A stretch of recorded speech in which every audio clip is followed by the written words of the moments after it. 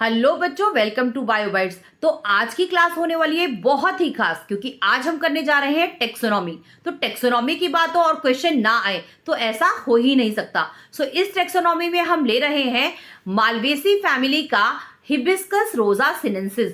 ये जो हिबिस्कस रोजा सिनेंसिस, जिसे हम चाइना रोज और गुड़हल भी बोलते हैं, ये बहुत ही इंपॉर्टेंट है इस टेक्सोनॉमी में। फिर देर किस बात की, तो जल्दी से करते हैं हम हिबिस्कस रोजा सिनेंसिस का फ्लोरल फॉर्मूला। यहां पर लिख दिया है मैंने हिबिस्कस रोजा सिनेंसिस का फ्लोरल फॉर्मूला। यहां पर देख सकते हो, जो देखो फॉर्मूला की बात और सिंबल ना हो तो ऐसा हो ही नहीं सकता, तो सिंबल तो बनते ही हैं।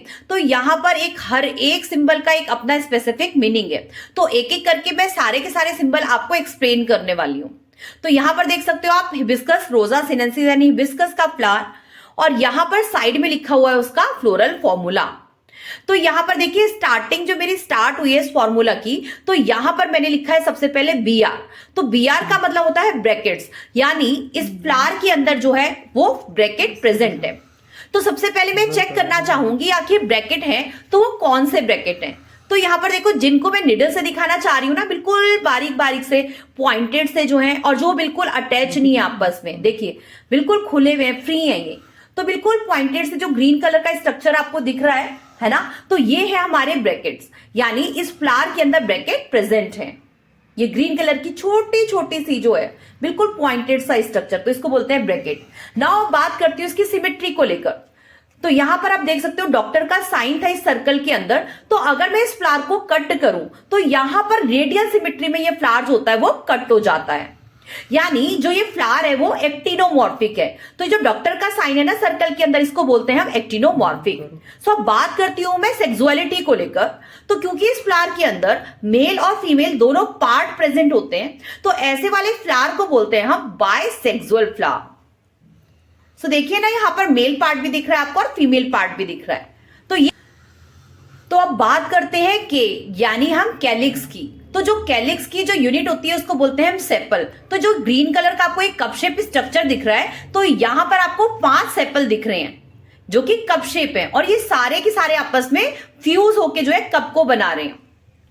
तो इसीलिए जो यहाँ पर सेपल हैं उनका नंबर हो गया 5। तो इसीलिए देखो 5 के इधर ना ब्रैकेट भी लिखा हुआ है, क्योंकि ये दिखा रहे हैं कि हम आपस में फ्यूज हैं, हम फ्री नहीं है बल्कि हम फ्यूज हैं। तो टोटल नंबर सेपल का कितना है 5, और इसको आप किससे रिप्रेजेंट करेंगे, के से रिप्रेजेंट करेंगे। तो के आ जाएगा आपके सेपल्स के लिए।